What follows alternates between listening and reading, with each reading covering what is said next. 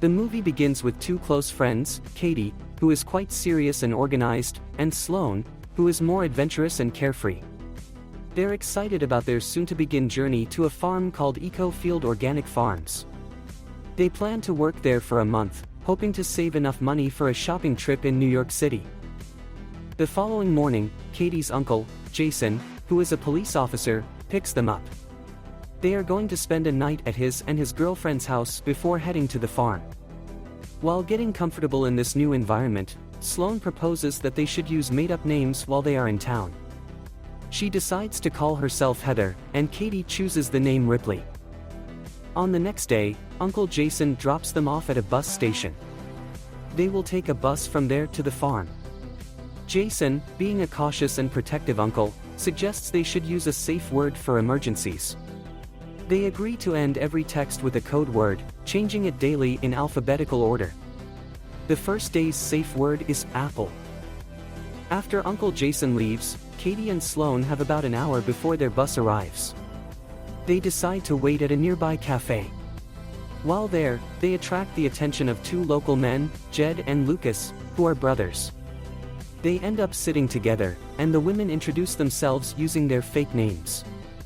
The brothers offer to drive them to their workplace. Katie is hesitant at first but eventually agrees after seeing Sloane's eagerness. They get into the brothers' blue truck, but soon realize something is off. Jed drives past the farm where they are supposed to work, leaving them confused. Finally, they reach their unexpected destination, the home of Jed and Lucas' mother, who seems a bit odd.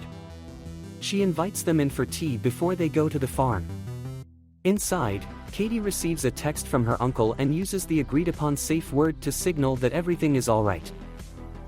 Katie and Sloane are having some pie and tea, which they probably shouldn't, but they go ahead anyway. Soon, their vision gets blurry because there are drugs in their drinks.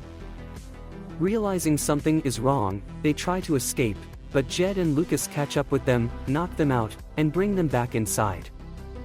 The following day, the two friends wake up to find themselves chained up in a forest. Jed approaches and informs them that this is their new home, providing them with basic necessities like clothes, a bed, and a toilet. In the subsequent scene, Katie and Sloane, now clothed, are confronted by Jed's boss, Boris. He takes Katie's phone to see if anyone might know where they are. He finds out that Katie and Sloane gave false names and that Katie used a code word in her text message. The girls are forced to admit that apple is a safety word. Soon after, as Katie and Sloane prepare for a bath in makeshift showers, the local sheriff arrives with his gun drawn. Unfortunately, he supports human trafficking and intends to assault one of the women. After the sheriff leaves, Sloane goes to comfort a visibly distressed Katie. Meanwhile, Uncle Jason, Katie's cop uncle, grows concerned when he receives a text from Katie with the same safe word as the day before. Realizing something is wrong, he calls their workplace and finds out they never arrived for their first day of work. Convinced they're in danger, he sets out to find them. Back in the woods, Jed and Lucas introduce another character, whom we'll call Scruffy Guy. He selects Sloane and takes her into a trailer. He appears to be unstable and dangerous. The situation for Katie and Sloane is about to get even worse. Jed and Lucas quickly cover the girls' heads as this new customer, wearing a pig mask, approaches. He chooses Sloane and takes her to the trailer. After he departs, it's Katie's turn to comfort Sloane, who seems even more upset than before, though we don't know exactly what happened with the pig mask man. In the next scene, Uncle Jason, who is actually an FBI agent and not just a cop, arrives at the local sheriff's office. He confronts the sheriff, whom we've seen before engaging in corrupt activities. Uncle Jason expresses his belief that his niece has been kidnapped. Intriguingly, he reveals to the sheriff that he suspects something is wrong because Katie didn't change her safety word in her last text. Back in the woods, it becomes clear that the sheriff has told the kidnappers about Katie's uncle being in the FBI and the deception with the safe word. Wanting to avoid FBI interference in their criminal activities, Boris, the gang's leader, orders Jed to eliminate Katie and Sloane. Unbeknownst to them, Katie overhears their plan. Meanwhile, Uncle Jason is at the cafe, gathering information. The barista vividly recalls the truck in which Katie and Sloane left. The next day, Katie informs Sloane about their imminent danger, just before the kidnappers return with the scruffy guy, leaving him to guard the girls. Seizing the moment, Katie seduces him and then violently attacks, biting his throat. They free themselves from their chains. Just then, the corrupt sheriff arrives, presumably to finish the job. However, as he exits his car, he finds that Katie and Sloane have already taken it and are driving back to town. They stop at a hardware store, preparing for a confrontation. They ask the cashier about Boris and the blue truck, and he knows where Boris lives. The scene sets the stage for an intense showdown. In a different part of town, Uncle Jason is deepening his investigation. He visits the local car insurance office with a fabricated story about a minor accident involving a blue truck, inquiring about its owner. Back at Boris's house, Katie and Sloane are already there, having stealthily followed him. They ambush him with tennis balls studded with nails, causing severe injuries. Boris, now desperate, begs for mercy, even offering money to save his life. Just then, Uncle Jason arrives outside Boris's residence. Inside, Katie and Sloane are trying to get information from Boris about the man wearing the pig mask. When Boris refuses to cooperate, they use a homemade spear in a brutal manner, leading to his death. Uncle Jason enters the house only to find Boris dying and Katie and Sloane gone. Outside, he hears the sound of car engines and rushes out.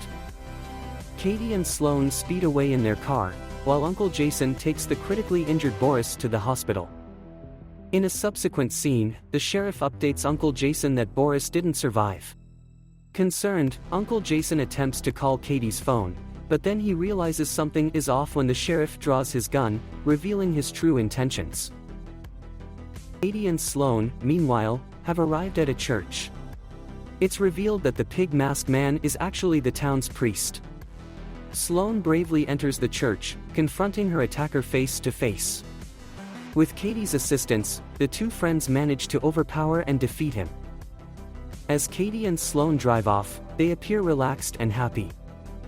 However, a shocking twist reveals that the priest, who wore the pig mask, is chained to the back of their truck. In a final act of vengeance, they douse him in gasoline and set him ablaze before speeding away. Meanwhile, Uncle Jason is in a dire situation, captured by the corrupt sheriff, who has also taken two more young women hostage. Fortunately, Katie and Sloane arrive in time to save them. The two women bind the sheriff and engage in a disturbing game of Russian roulette as their method of torture. It's clear that Katie and Sloane have been deeply affected by their ordeal, showing signs of instability. The sheriff pleads for forgiveness, but his pleas are in vain as Katie fatally strikes him on the head. Afterward, Katie and Sloane liberate the other women, instructing them to release Uncle Jason. When Jason inquires about the sheriff's killer, the women remain silent, grateful for their rescue. Katie and Sloane then visit the house of Jed and Lucas' mother, where they drug her in a similar manner to how she drugged them. They tie her up and take her to the basement, where Jed is already bound and gagged. They violently end Jed's life with baseball bats while his mother watches helplessly. Lucas, too, is tied to a chair.